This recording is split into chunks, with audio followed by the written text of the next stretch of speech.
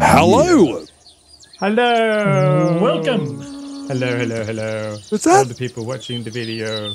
Can I just? Was that like an elephant that came into my left ear? A sheep.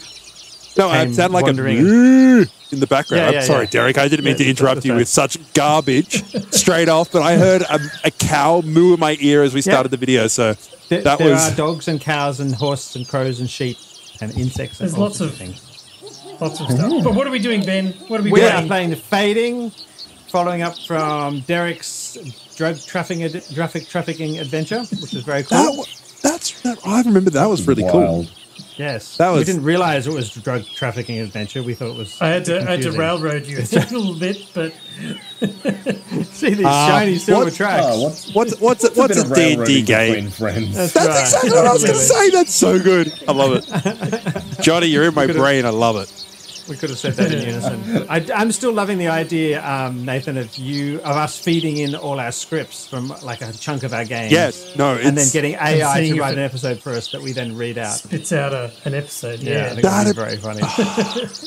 But you know I'm scared, right? Because out of everyone here, I'm the weirdest one. It's going to come out with puns, it's going to come out with puns and bad metaphors and they'll make even less awkward. sense, which is great. Yeah, it's going to. And if we do the early ones, I'm going to be like, it's kind of like this, and it's kind of like this, and it's kind of gold, and it's kind of And I'm just gonna What is hate it? myself. Ben is like, actually, Pathfinder's a better game, and then it's going to be interesting to see.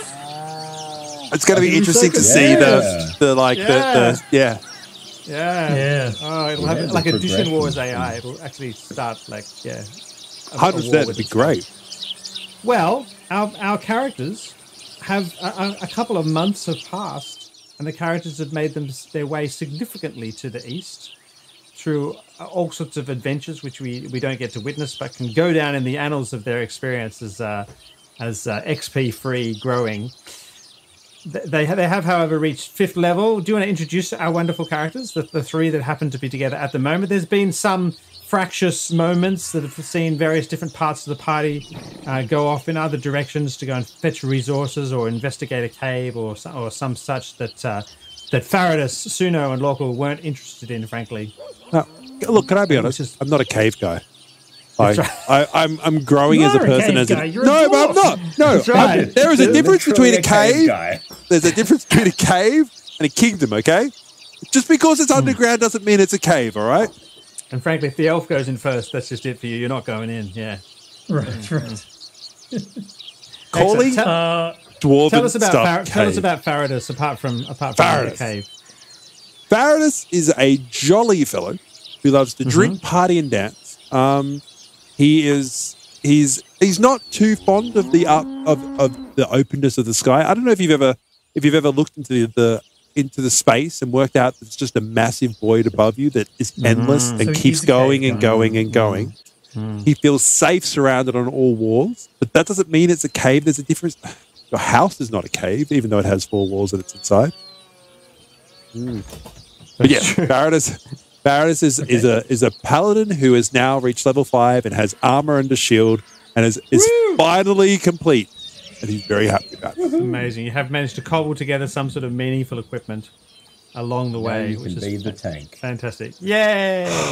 Achievement Dwarven paladin. unlocked. You're into celebrating and wine and good cheer and taking care of his friends. Always in a bit of beer. Excellent. Have you taken to sort of catering for the party? You know, Yes. when you're on the road. So I and making sure- actually have a cooking set. So I've got a cooking utensils and a brewer's supply. So I mainly help the group by brewing up large amounts of alcohol and cooking like really large. I like to think in my head it's the D&D traditional style food. So like the amount of turkeys. I don't know. Can I be honest? You don't see turkeys in D&D, but the idea of eating turkey legs is very much down what I'm thinking. So I like it. I don't know if the reason we don't see turkeys in the D&D world is purely for the fact that I'm just cooking them all up too quickly. So hospitality and kindness to your friends is some of what Faradis is about, and Kindness is a celebrating. Yeah, I'm there to celebrate them with it. They're not friends; they're more acquaintances. But these ones are turning into friends because of And how does the paladin aspect fit into that for Faradis? Like, where's the justice and the righteousness and the glory come into that? What is eating to Faradis? The eating is what happens once you achieve victory. So you can't have a feast without an achievement beforehand. So it's like a feast is only as good as the battle was beforehand to provide for the feast. So a feast, you cannot have a great feast without a great battle. That's cool. So with genuine peril and standing side by side with your brothers. So the person who celebrates most of the feast is the person who saw the most action in the fight. You can't have the general can't sit in the background and be the most merry at the feast. I love it. I love actions it. Fantastic. Equal adornment and praise. That's right. That's cool. So service leads to celebration. Leads to food. It leads to food. That's right. I love it. Lorcal? Yeah. Lorcal is a 10-foot tall, big, friendly giant. Except when he gets angry. Ooh. And then he's a barbarian. That's right. A 10-foot tall, scary giant. And he's he's very in touch with the natural world, with animals and plants. He's a bit of a herbalist. He's becoming more and more of a druid as he levels up, and in touch with the natural environment that we are walking through and exploring. The forests and the streams and the birds and the animals. There's a particular affinity with the I don't know, is it, I can't remember now. Wolves, I think, isn't it? Wolves? Yeah. To be honest, I don't see you as a person who picks particular animal groups. I think you're more of a generalist in terms of like whatever's there and available. Yeah. But wolves especially. Yeah. That's right. If he had to pick one animal that he felt a connection The wolves with, are the first among equals. Yeah. Yeah. That's cool. But he's into all of them. That's right. Look, it's not that he's not into others. It's just that he prefers wolves. So Special good. place in its Right. It's heart. yeah. It's not bad. I just feel that they're special. Yeah. I mean, he's been known to howl at a full moon. Oh. Is he very hairy, Local? Oh, I kind of imagined him bald always. Or is he awkwardly patchy like a 15-year-old kid? No, I don't think furbolgs are particularly hairy, are they? In general. Yeah. You would assume. You probably wouldn't know particularly whether he is hairy for a furbolg or not. Because he's the only one you've ever met. And what armor is he There's wearing? no point of comparison. What armor is he wearing? Like, not much. Yeah. What is he? I can't remember. big hidey kind of. Let me check my barbarian inventory. type. Like he's covered. He's decent, is he? It's not just all nipples and shininess. Nipples and a six-pack. That's right. 6 nipples I and a don't think 6-pack. I have any armor, do I? I don't think I ever got armor. That's I amazing. think I just have cold weather clothing. Yeah. And a loincloth, just in case. Yeah. Modesty cover. Yeah, so I think I have like a fur coat and tunic underneath. And, So you could make that padded armor sort of mechanically. You probably have collected enough bits and pieces and some pelts and things to turn it into padded armor. Yeah. I might add padded armor and improve my very low AC. That's right. Awesome. And Suno? Well, yes, Suno is a Kalashtar monk. So she has long red hair, and as a Kalashtar, she kind of exists partially out of phase with the reality. So she doesn't need to sleep. She just enters the dream realm every night, and when she moves very fast, her body seems to blur and defocus and kind of goes a bit matrixy when they do the whole dodging bullet thing. And yes, like Lorcal doesn't have the need at the moment for armor or anything like that, and just kind of wears fairly sort of loose, baggy clothing that allows her to do her monk training and her athletics. And as she's gone up in levels, she's sort of specialized into becoming a master of the elements, and her element of choice is water, and she can do all sorts of cool things with water. That's cool. I love it. Beautiful.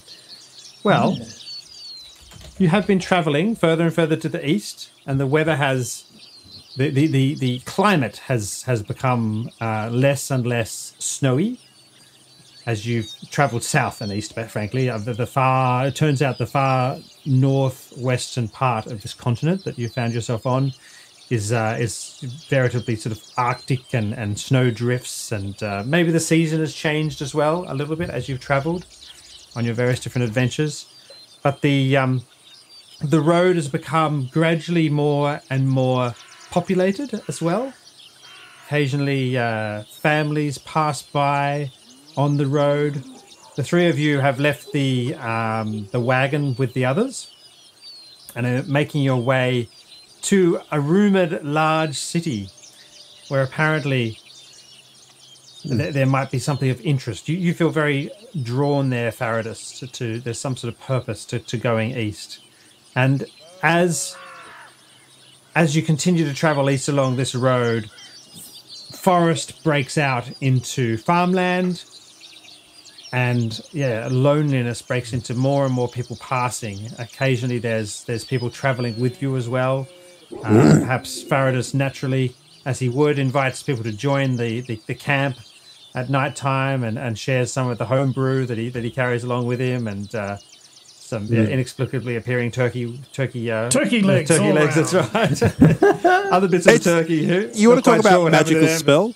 That's one of my magical spells. I'm putting that aside. What do you perform? I make beautiful turkey legs. What's your magic? Well, have you seen a turkey? That's right. It's loaves and fishes, but beer and turkey legs. Oh, I love it. So yeah. Hey, look, if you're going to be a god, that's what you got to be, right? I suppose Faradis is feeling more and more comfortable. You know, as you travel and you connect with more, and an increasing number of dwarves as well, Faradis, are on the road, and they're also the ones who naturally gravitate to you. Can you believe these guys thought a cave was where we lived? Cave. Cave. How ridiculous, she says. Yeah, we dig a home, not a hole. Oh, that's beautiful. Nice. That's beautiful. That was I like that. I'm proud of that. Like, that was pretty good. As Faradis becomes more and more comfortable in the environment, I become less at home. You know, as we enter into these cultivated, populated areas away from the wilds of the forests and the mountains. You notice that there's a lot more. It feels like that. I don't know. In my head, it feels like there's a lot less forest going along the side now. A lot more like just open plains, but like a lot more like really kind of like if you're doing more dwarves, you're looking at more like beautiful roads, like beautiful, smooth, beautiful. So there's no texture to the ground. It's perfectly flat, and like the rocks are incredibly smooth and like perfect. Like there's slight gaps in between it, but like there's no rickety on the old staff anymore. Yeah, it does become more increasingly like that, or it suddenly become like that. So yeah, sort of you're going through farmland and then suddenly you reaching the pavement when you've been riding across rough terrain. Yeah, or if it's dwarves, would there be a gate like a? I'm imagining like a gate with like huge statues of dwarven figures. Yes, it's not necessarily a dwarven civilization that you're approaching, so it's not sort of a big thing like that. But certainly there's a lot of dwarvish influence on the road maintenance and building, and the roads are in quite good condition.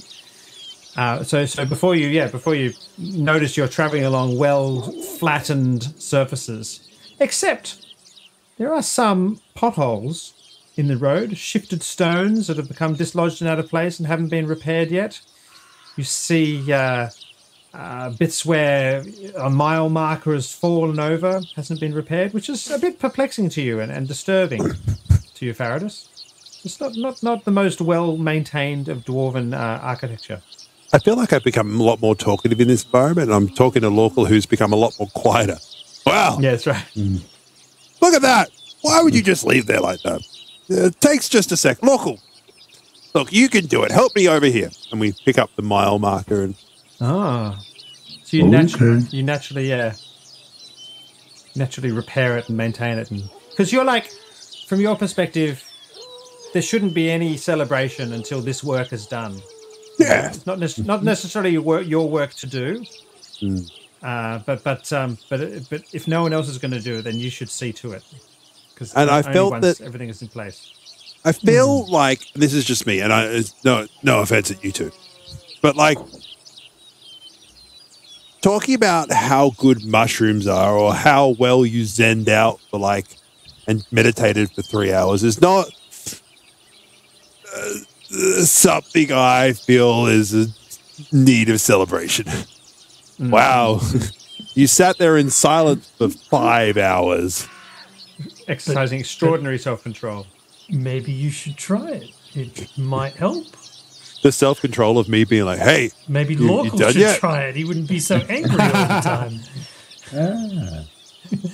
You sense the conversation heading down quickly towards one of those conversations that saw the schism appear in the party that last split you down from 5 to 3. And I always wonder why I'm with these. Yeah. I don't know why we split this way. It feels like an odd split, to be honest. You know, all that action and adventure, exploring, Well, then again, I have to be here to protect the likes of you guys. It's a good... You say looking up to the 6 additional feet till you reach the top of a Lorkel. Yeah. Yeah. Yep. I'm just leaving. I'm just going to take that one as a win, and I'm going to walk away. You hear in the distance this sort of thing. A heavy sort of crashing sound. I didn't hear that. Oh, it was pretty soft. Did everyone else hear that? It was gentle, but I heard something. Try. Okay. Is it heading? Is it obviously in the direction that we're heading? Well, Yes. Is that louder? Is that better for you, Derek? Yes, it's in the direction you're heading. And so you come up over the next hill and you see, and I hope this sound is gonna be appropriate. You see, as you first crest over the hill, you see a large city. ooh. A glorious city with a heavy fortified wall on the other side of a great ravine. So there's the rest of the farmland, and then this ravine collapses away, and there's a 40-foot wide gap before the base of the wall, which is flush with the surface of the ravine on the other side. A great wall. This is more technology and more civilization than all of you have seen in months. In fact, all of you have ever seen as far as you can remember. It's probably 20, 25 feet tall or something, a big solid stone city wall, clearly Dwarven in manufacture. And on the other side of that, many buildings poking up. You recognize the distinctive architecture of the Church of Aostria in there, and a few other churches and things poking up as they do. If there is a church to, sort of a Dwarven god, it won't be lofty and reaching to the sky, but will be humble above the surface and dig deep into the ground beneath. You see, standing on the edge of the ravine, there's what looks like one side of a bridge, and a concerned group of people looking over the edge and pointing and sort of muttering and shuddering, and there's a few people running away, and there's a man sort of calling. All that seems to be remaining of what perhaps was a rather large stone bridge are 2 big, heavy pillars. And then a little bit of the road of the bridge protrudes out into the space, and then it ends abruptly. It appears that there was a bridge and it's just recently collapsed into the ravine. Oh. Up on the surface of the bridge, as you approach a little closer to the panicking, concerned crowd, you see emblazoned in Dwarven runes Dwarven ruins. That's an ironic Freudian slip. Freudian slip. Held up by the glory of the Radiant Brothers. It says on one pillar, and on the other pillar it says, "Good wine and good work." But what glory the runes are expecting to adorn is somewhat damaged and absent. My pride. So, are all dwarven cities like this? Doesn't appear to be necessarily. Well, you wouldn't know because you've never seen anything like this. That's You've never right. seen a large I'm city. That's right. Based on this sample size, I think the dwarves make pretty shit stuff. The crowd is not primarily dwarven. The crowd is a mixture of all sorts of different races. Plenty of humans and nothing really so exotic as Suno and Lawful, but elves, occasional elves, a number of dwarves and humans of all different sort of skin colors and tones and I tap the nearest sort of passerby or traveller who's heading towards or to, I guess, or away from the city, and sort of say, what city is this, friend? What's a good name for a city? Oh, Faradus? a dwarven city. A dwarven city. A city that is glories in a dwarven history. I'm thinking of like a play on anvil or something like that, like the I like anvil. like the something along the lines of like the deep forged and the deep forge sounds nice. Yeah, deep forge sounds nice. Okay, so deep forge. The deep forge. Why this is the city of Deep Forge. Why wouldn't you know that? We have travelled long and have seen many parts to this land. Was this city built by the dwarves? You can see it written all over the stones that it was built by the dwarves. You can see their smooth chisel marks and all their runes. Not that I can read them myself, but they adorn things. At least they did in the past. They're usually built well. Why? What has happened here, boy? Speak up. The bridge has collapsed. The new bridge. It fell into the ravine. It took people with it and everything. You said the bridge was new? Yes. It was a new project for the glory of the Radiant Brothers. And he does this sort of tap on his shoulders. Ooh, show us the tap thing, please, Ben. Tap like that. Yeah. Oh. But it collapsed. It's very strange. Dwarven stone is normally so well interlocked and all. Do you know the names of the Radiant Brothers? Of course, everyone knows the names of the Radiant Brothers. Yes? What are they? Well, I don't. Well, there's Faradus. He's the good wine, and his brother. What's his brother? He looks down at you, Faradus, because you obviously would know the name of the brother. Magnus. Faradus and Magnus. And what is Magnus the god of? He's the god of good work. Good work and good work and war. And good stuff. wine good and good cheer. work is what the Dwarven runes say. Runes. Right. Dwarven runes. There it goes again. Thank you. Thank you, lad. Here's a copper for your time. Thank you, Mum. Thank you. Oh, copper. I can hardly buy anything for this at all. I'll offer him a silver because the dwarves provide. 3 minutes of his time. I shall remember that complaining gets me places. I shall become Remember master Faradus's complainer. blessing. Buy some wine with it, eh? oh, Faradus makes good wine. The service is far. Oh, and he sort of wanders off. Looking up and down the ravine, Local, you see that there are other bridges that breach the gap, span out into the space. There's one to the south and one to the north. They do look older. The stone is more grayed off.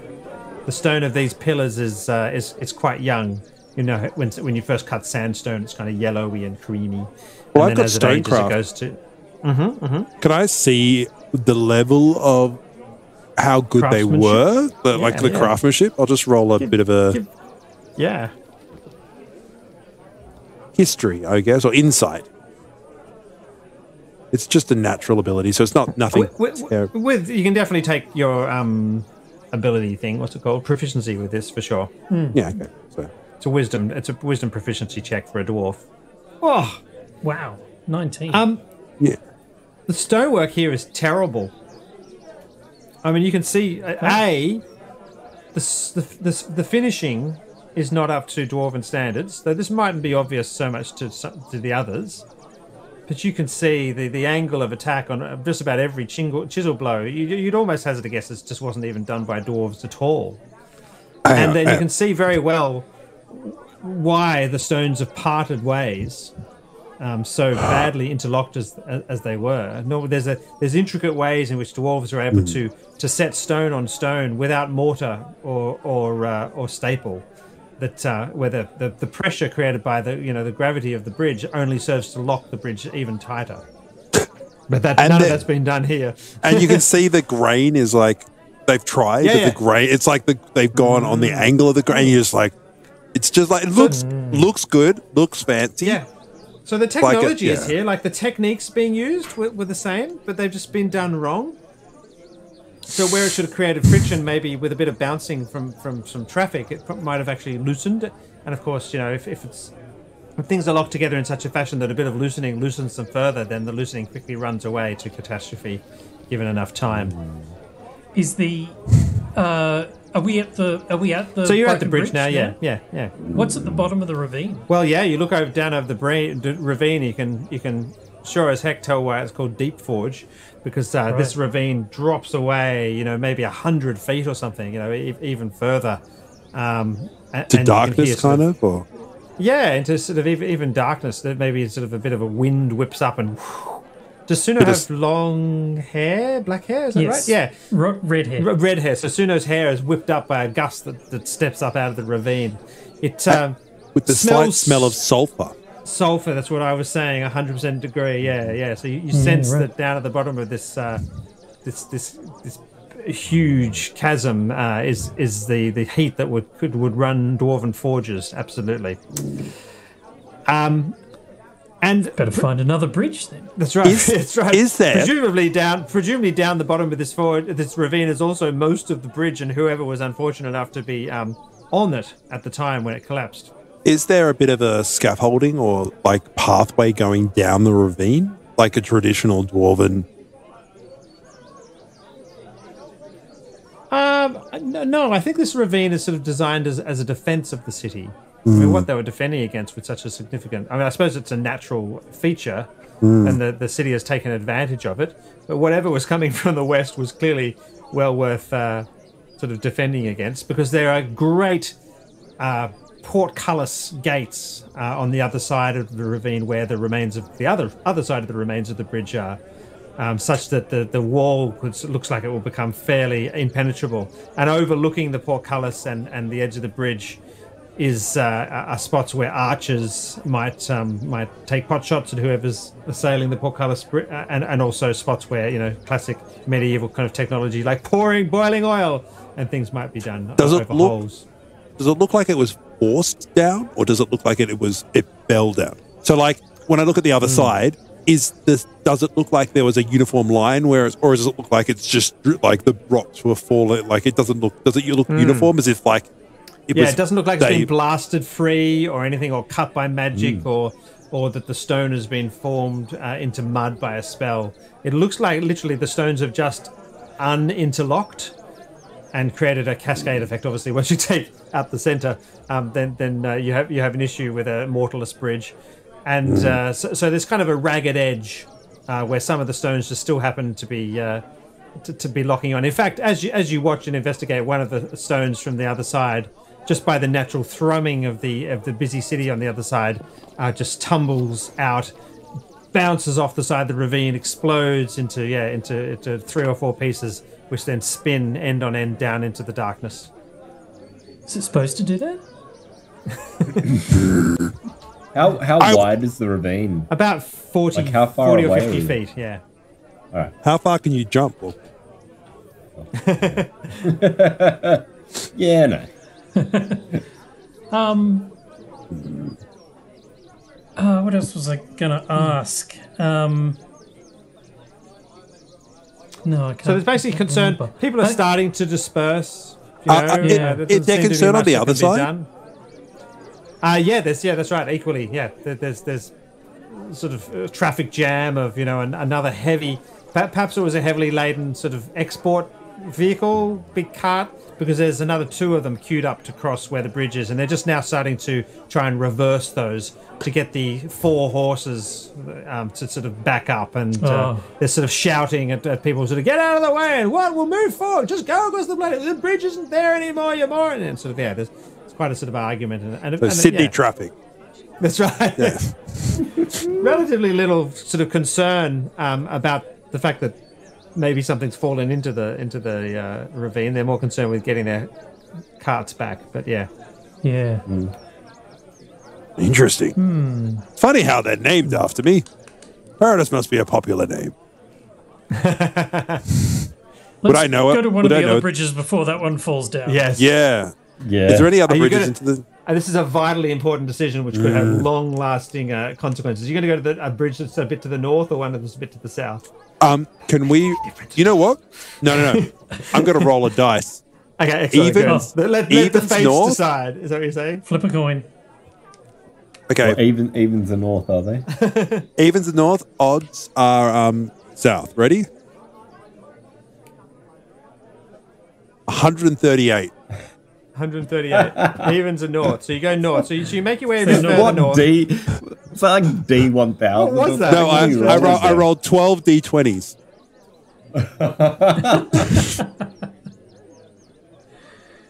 Cool. Is there a different chance if you roll an odd number of dice to an even? I don't think so. No. Oh, Okay, hang on, good. Ben. Right. Ben, does that break your Yes. brain if you think about it too much? That's right, it does. I'm in pain. I need to stop and just have a little think, preferably in the shower. It's true. I had Shower an thinking amazing is the best. revelation about towels and sunlight the other day, which I'll show you when we're not in the middle of the game and we don't literally Okay. make people run away. Fantastic. So you travel a bit further up to the north. This bridge, I mean, obviously people are pointing and chatting and kind of at what's happened, but this bridge does indeed appear much older. And if you'd like to give me another kind of wisdom proficiency check. What about? Dwarvy. Aren't you really good at investigation, Suno? I'll do another insight. Not, That's not right. really. Investigation is about kind of sort of trying to unearth some information off people and things like that. Yeah. So this bridge is clearly a generation older than the one you were just viewing. So it's been there for a long time. Great off stone, but also the chisel work of the facing of all the grain and stones everything is is- exceptional. Oh my goodness me! Yeah, the way the stones have been oriented before they've been then interlocked, and as you pass on to this bridge, there's a very satisfactory feeling. You know, when you're stepping across something that has a little bit of flex and ring, so that it's not brittle and solid, but you can feel this bridge almost delight to take on the weight of, particularly Lorkel, obviously. Suno sort of almost glides like she isn't quite there on any given step, so she's barely noticed. But as you plant your boots satisfiedly on each of the stones, you feel sure that this bridge will stand beneath you and for many generations to come. Do you know what the best part is? I'm just going to point it out. I'm telling the boys. So you feel how level that is? Like, just for a second, appreciate it. Like, it's the flat. It is Still beautiful. worried it'll fall down though. I jump a little bit, 50% enjoying of it. bridges fall down. 50% of bridges fall down as far as Suno's stats go. Yeah. Not having a vast amount of experience with bridges. Half and half. That's right. Yep. Cool. You enter this large city.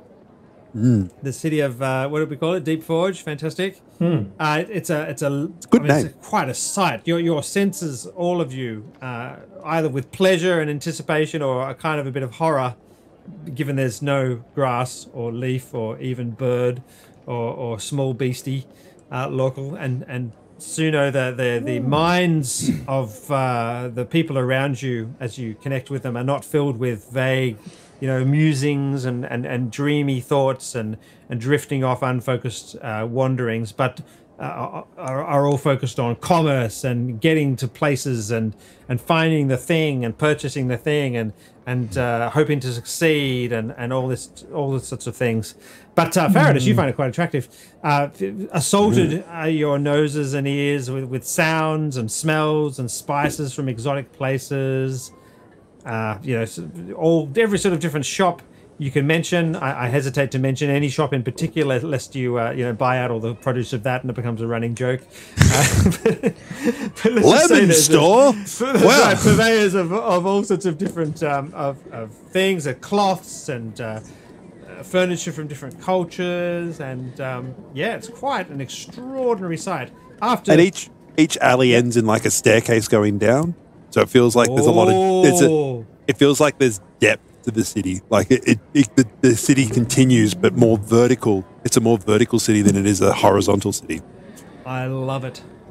And there's steam and smoke coming out from all these like stuff that you can look down, and you look down the grate beneath you, and it's not. It's another street with another vendor underneath the street you're currently on, and this smell of smoke, and you look down and you can see underneath that there's another grate, and it's kind of like the depth to the city is unknown to you of how deep it actually goes, like all Dwarven cities. And I feel like there'd be like saunas and baths and things with water heated by the...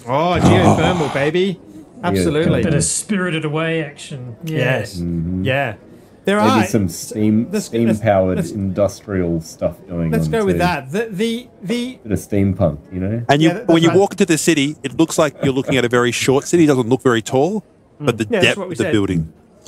Yeah, like basically no buildings protruded over the height of that 25-foot wall. So we're talking like no buildings apart from the occasional spire. Obviously, the Church of Aostra is like up there, 70 feet and gilt, Possibly gilt, possibly solid, possibly solid gold, which is horrifying. But yes, there's occasional churches that fly up above now that you're in the city. But yeah, most of the city is single story or double story, and apparently basements. Where the saunas are, you're not sure whether this is normal, but there are people sort of lolling at the entrances to these saunas and out on the street. In a drunken fashion, having gorged themselves on food, and there's a little bit of sort of lascivious attitude, a bit of kind of sort of couples feeling each other up, kind of in public, and occasionally as you walk through, just someone lying basically just completely flat on their back, unconscious with their eyes open, breathing sort of very very noisily in a snory fashion. Am I picking up any residual dream information from these people, or is it still a bit sort of mercenary and everything here is a transaction and it's all kind of there's no love? Right. Yeah, the overwhelming sense you get from these people is lack of discipline and dangerous sort of lasciviousness and dangerous celebration. So, as you know, when you dream and you touch other consciousnesses, Suno, or you enter sort of the shadowy realms, staying crystal minded and focused, lest you have your mind stolen from you or you're led off the track, off the pathway and end up lost forever, is super super important. So these minds actually sort of disturb you even more, the way they've given themselves over to celebration or to food and gluttony and drunkenness, abandoned to pleasure. Gosh, but with no accomplishment beforehand. There are dwarves among these as well. Faradis, yep. Dorkel?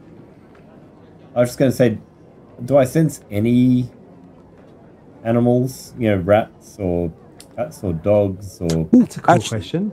I want to look that up. I want to look up Horses, dwarven pet. Like, is there anything? I think for sure, don't you reckon?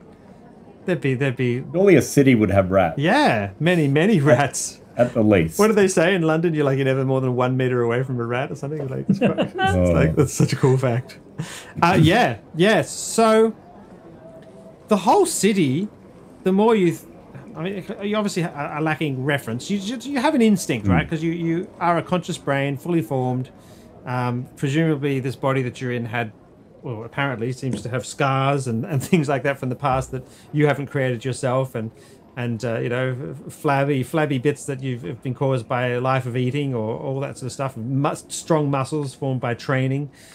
But you're getting more and more the sense that this city is in some kind of slightly run-down, decayed sense. And yeah, so in that way, there are many more rats than you would consider would be particularly brilliantly healthy in terms of disease.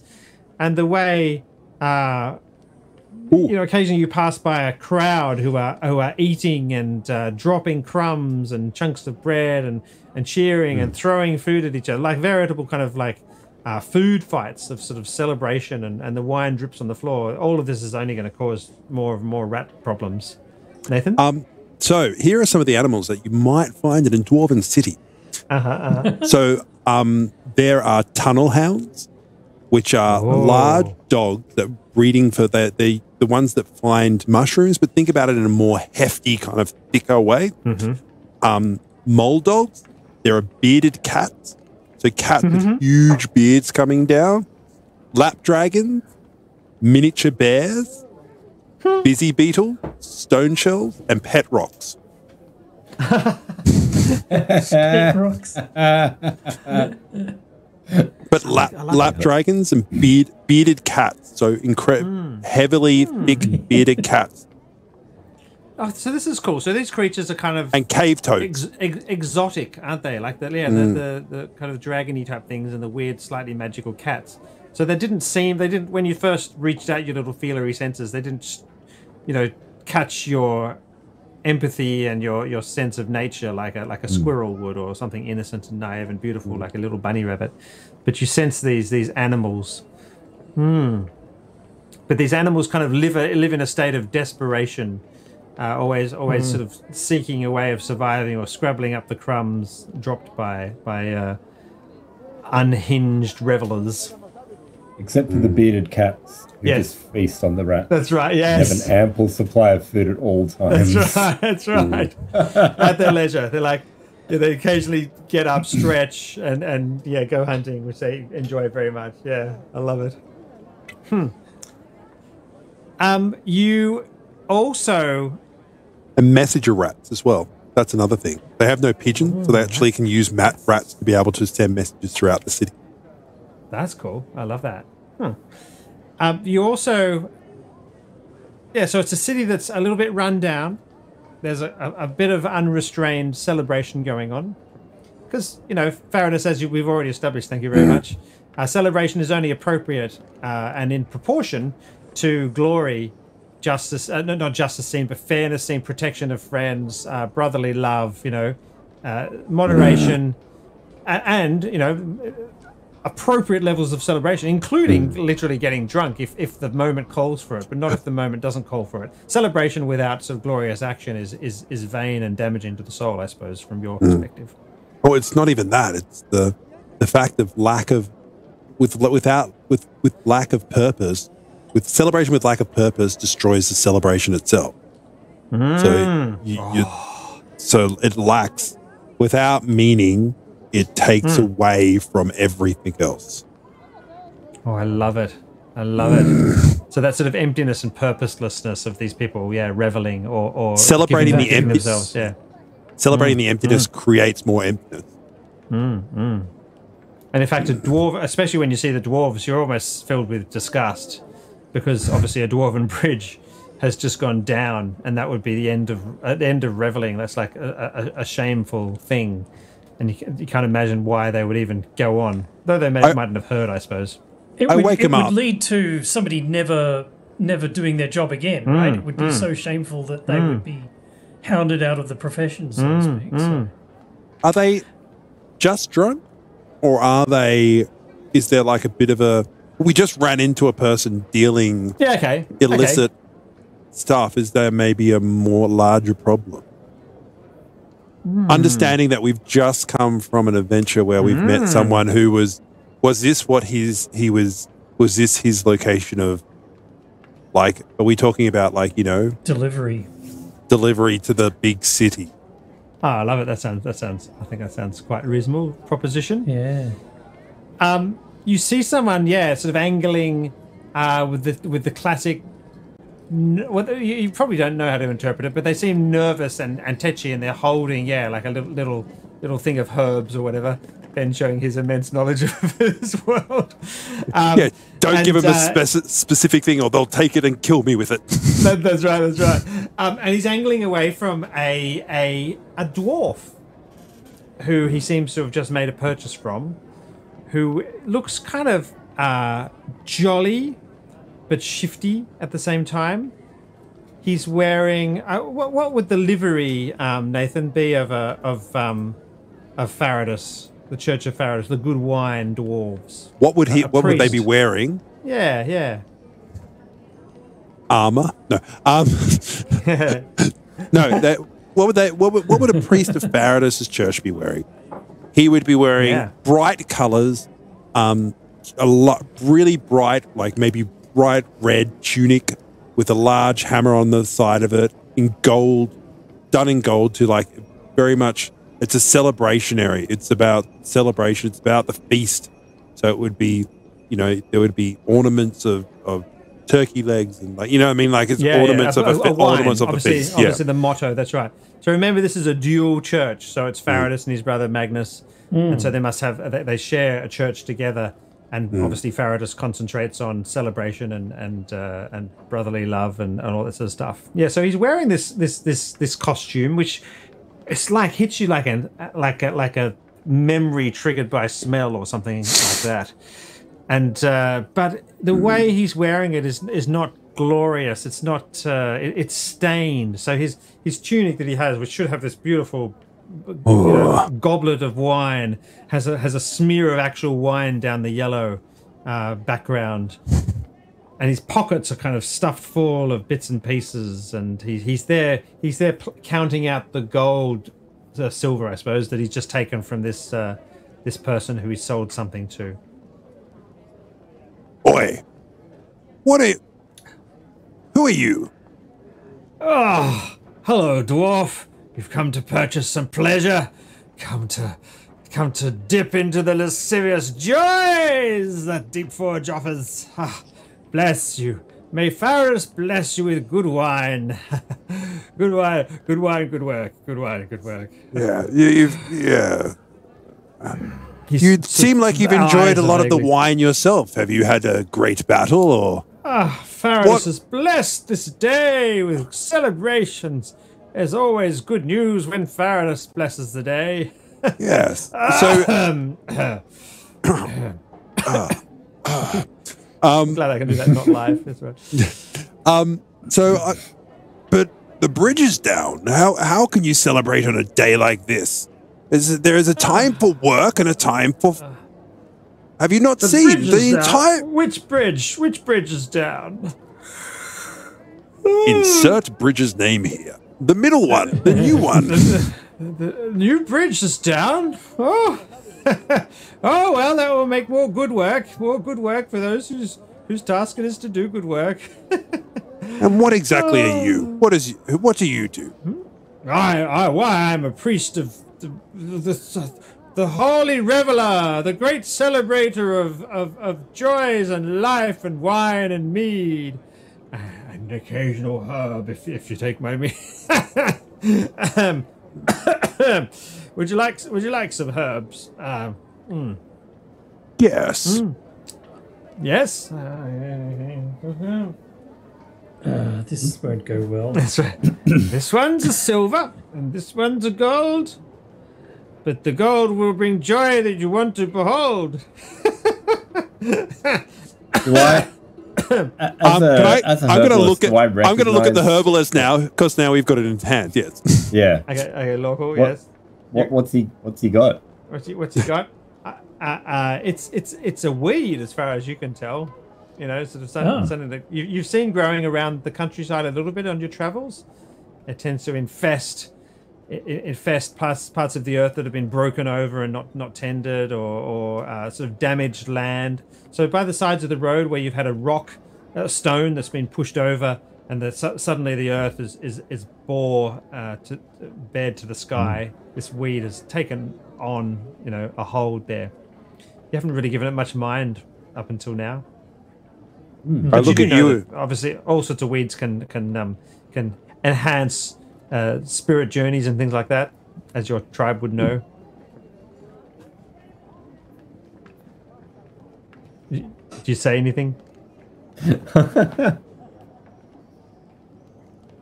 It's like a dandelion. These substances are commonplace, are they not?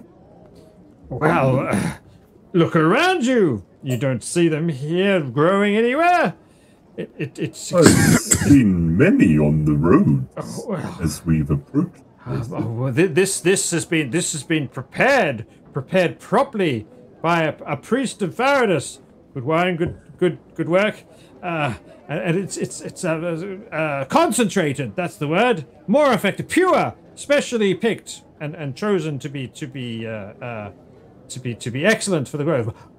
Grown by the light of the deep forge. And no one needs to take a perception check to realize that's just complete bullshit. Yeah. Yeah. Which, so the I did not know the priest of Paradise gave away such delights. Yeah, it's making you very angry inside at a visceral level. So you're quite sure that the priest of Faradis do not give away drugs to people or sell them, that's for sure. Yeah. The fact Opening he's the selling door. it, that's I'm what's... actually getting angry. Yeah. I'm getting angry on Faradis's behalf. Yeah, I'm fucking... These people are If alive. I had a better money. appreciation of the value of currency, I'd probably be upset that he's charging so much. But Local doesn't really think in those terms. So it doesn't, it's like silver, gold, herbs, they're all That's right, stuff, you know. I mean, The I gold and the think silver Suno, grow in the ground, the herbs are probably worth more than the gold and silver. Yeah, that's right. Yeah. I think Suno's pretty happy with the feeling of the dreams that come from a stimulated or spiritual kind of experience. Yeah. But this is BS, Yeah, and that's it's right. being sold as That's right. as that. Yeah. So It's quite annoying. it's kind of like selling the worst beer, like homemade whiskey that's just looks and tastes. It just gets you drunk and you get the worst hangover. That's what it smells like. That's right. I'm going to ask him. I'm getting so. The priests of Paradis are now dealing in Rise up. herbs. That's great. I Can you give me would like to go with you to this temple of yours. Lead the way? I love it. Think sort of Faradis kind of just grows slightly spiritually in stature just for a tiny moment, and he seems sort of, like infinite, somewhere between infinitely larger than he normally is, like he's taking up all the space in the city and just the original little Faradis that we have. There's a kind of a bit of a bass tinge to his voice, a deeper sound, as if his voice is coming up from a pit of eternal justice and glory. Just for a moment, which is not lost on this dwarf, dulled as the edge of his perception is, it does cut through. He says, "Oh, yes, certainly. I'd be glad to escort you to our glorious church, and you can pay homage to the joys and celebrations that I'm gonna stop him there. Divine brothers Britain." And I'm just going to say, with using command, I'm going to say, you are going to take us there now. Yes. Do I have a sound for command? I like how he sobers up. Yeah, that's right. Yeah. It's like ding. Okay. That's right. Okay. And he, because it's command, he just this way, and just walks off. You've never seen a storm form around Faradis's head before, but it seems like there's a storm forming around Faradis's head. I think I want to take Faradis's mind off exactly, or cool him down a little bit, and I sort of say, so Faradis, you are here and with us. Where is this brother of yours? Why are you without him? I lack knowledge on my brother. Apparently, I have one. This is all news So to you have me. no recollection? None. Interesting. I fell from the heavens above to this place to have my name smeared against the walls of this fine city. And nice. you can sense anger building up in Faradis. So you can hear him. Now, which one of you, do any of you know spells, like spellcraft kind of stuff? So I start talking Dwarvish, trying to look at getting Bane. I've got Bane, and I'm slyly casting Bane on this and stopping myself from doing it. Like I love it. Like the spell wants to come out. So Lorkel and Suno, you can see that Faradis is coming to a point where he starts to kind of smite things, and just looking around you, you get a sense that it would be very hard to control the situation in this context. You know, it's like you're backed up against a stone wall, or there's an open field, or you can climb a tree, but there's just people everywhere. You're not sure. You're not sure if you can assess their capabilities. There's alleyways and awnings and spots where someone could snipe from above. Are there? All right. Yeah. So it does make you feel nervous. This slip towards combat to Faradis. I use my mind link to reach out to Faradis's, brain personally. And I say to him, calm yourself. Punishing these people will do our overall mission no good. They are victims here too. Save your ire for when it comes to the people who have put us in this position. You've never heard grumbling in a brain before, but there's grumbling. Like, you know what a dog really wants to do? Something like, they really want to bark, but they're not. Like, that's, so yeah. They know they're not supposed to. Yeah, that's, they're like, Faradis, what is your, like, what's your comfort food? Turkey legs. That you enjoy? Turkey legs are definitely my comfort food. I'm going to use Druidcraft to create the smell of turkey legs and waft it under your nose. Oh wow, that's so cool. That's done it for me. I'm just like,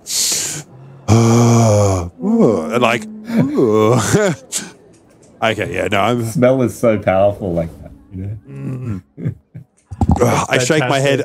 I shake my head out of it and kind of like notice that I'm walking along and that I'm actually not holding my armor properly. I'm like literally just making noise, and the guy the dwarf in front of me is nearly like wet himself from like. Faradis goes over one of the grates that we talked about before, and there's these incredible echoing, booming sounds that resonate away from the bars as his boots ring into them, and the mist that rises out of the grate actually shudders and shimmers around him in kind of a quite impressive effect.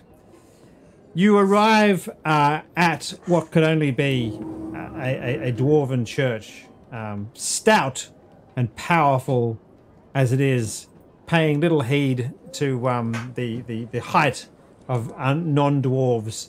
The great door that makes up its entrance, clearly stridable through comfortably by dwarves. So almost twice as tall as a dwarf. Reaching a towering height of kind of almost 9 feet. And out the front, and then we'll take a break after this description. You see another 5 powerful-looking dwarves with well, maybe not sort of so powerful, but maybe they were powerful one day. They're looking a bit older and along in the tooth, but they're wearing the same yellow tunic, but instead of a wine goblet on the front, they've got a dwarven hammer. You recognize these instantly as acolytes or sort of attendees of your brother's half of the religion. And in a shambles in front of them is a whole crew of different mixed races, different colored skinned humans, men and women, sort of gnomes, sort of particularly sort of ancient haggard looking elf. And the dwarves are shouting at them, and they all each hold a dwarven hammer and a dwarven chisel, and different ones that have other sort of auxiliary tools over their back. And the dwarves, one of the dwarves walks around them and occasionally gives them kind of a sharp rap on the back of the knee or on the elbow or something to get them to stand back up straight. And, good work is what you promised, good work is what you'll give. You will work harder, and the glory of Magnus will see your face shine. Good work. It's clear that these, not exactly, they aren't bound with chains, but perhaps they're bound with some sort of some sort of commitment or something that makes them take these blows from these dwarves.